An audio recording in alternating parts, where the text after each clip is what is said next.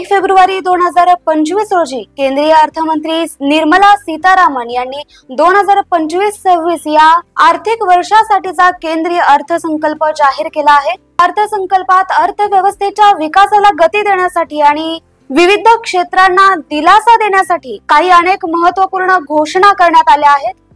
सर्वसामान्य नागरिकांसाठी एक दिलासादायक घोषणा म्हणजे नवीन आयकर स्लॅब जाहीर करण्यात आलाय। तर हे स्लॅब आर्थिक भार कमी करणार आहेत। तसेच 4 लाखांपर्यंत उत्पन्न असलेल्यांवर कोणताही कर नाही। तसेच 4 लाख ते 8 लाख उत्पन्न असलेल्यांवर 5% कर लागणार आहे। तर 8 लाख ते 12 लाखांपर्यंत उत्पन्न असलेल्यांवर 10% कर लागणार आहे। तसेच 12 लाख ते 16 लाख उत्पन्न असलेल्यांवर 15% कर लागणार आहे। तर 16 लाख ते 20 लाख उत्पन्न असलेल्यांवर 20% कर लागणार आहे। त्याचप्रमाणे 20 लाख ते 24 लाख उत्पन्न असलेल्यांवर 25% कर लागणार आहे। तर 24 लाखांपेक्षा जास्त उत्पन्न असेल तर 30% कर लागणार आहे। तसेच 12 लाखांपर्यंत उत्पन्नावर आता कोणताही कर लागणार नाही, ज्यामुळे मध्यम वर्गीयांना मोठा दिलासा मिळणार आहे। तसेच या अर्थसंकल्पात शेतकरी आणि ग्रामीण भागाचा सर्वांगीण विकास करण्यावर भर दिला जाणार आहे।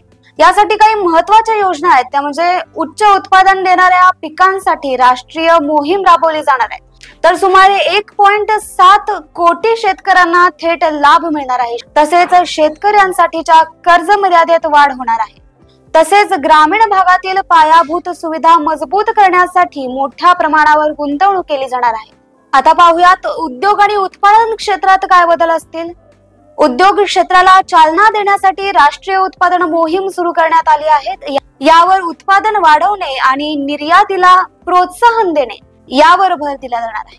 यामध्ये कापूस उत्पादन वाढवण्यासाठी भर दिला गेला आहे, तर फळभाज्या उत्पादकांसाठी विशेष योजना दिल्या जातील। तसेच देशाची मत्स्य निर्यात ही 60 कोटींवर केली गेली आहे।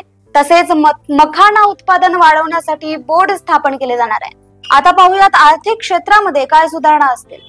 यामध्ये विदेशी गुंतवणुकीला प्रोत्साहन देण्यासाठी विमा क्षेत्रातील FDI मर्यादा 100% करण्यात आली आहे। यामुळे देशात अधिक गुंतवणूक येण्याची शक्यता आहे। तसेच नवीन स्टार्टअप सुरू करणाऱ्यांसाठी डीप टेक फंड जाहीर करण्यात आला आहे, जो आधुनिक तंत्रज्ञानावर काम करणाऱ्या स्टार्टअपला आर्थिक मदत देणार आहे।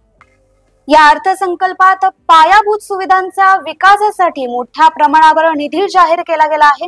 यामध्ये नवीन रस्ते, रेल्वे आणि स्मार्ट सिटी सारख्या योजनांचा समावेश आहे। तसेच आर्थिक शिस्त राखत केंद्र सरकारनं वित्तीय तुटीचे प्रमाण हे 4.4% आणण्याचं लक्ष ठेवलं आहे। याशिवाय 10.1% नॉमिनल GDP वाढीचा अंदाज वर्तवण्यात आला आहे। तर हा केंद्रीय अर्थसंकल्प 2025-26च्या आर्थिक विकासाला गती देण्यासाठी, तसेच नागरिकांचं जीवनमान उंचावण्यासाठी आणि भारताला एक आर्थिक महासत्ता बनवण्यासाठी एक महत्त्वाचा टप्पा बनणार आहे।